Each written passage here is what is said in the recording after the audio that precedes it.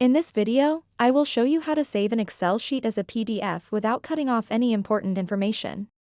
First, locate the File tab at the top left corner of your Excel window.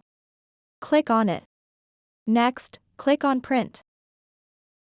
This will take you to the print settings where you can configure how your document will be printed or saved. Now, look for the Printer section. Here, ensure that Microsoft Print to PDF is selected.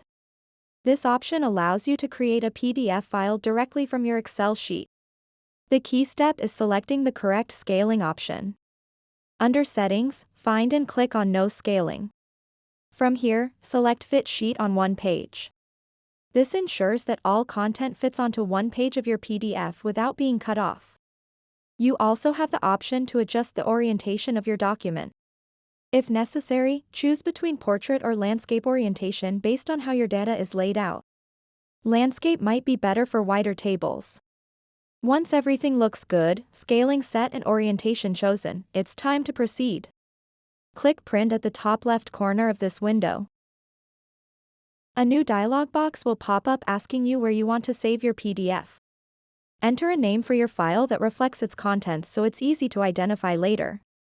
Finally, click Save. Your Excel sheet is now saved as a PDF without any cutoff issues.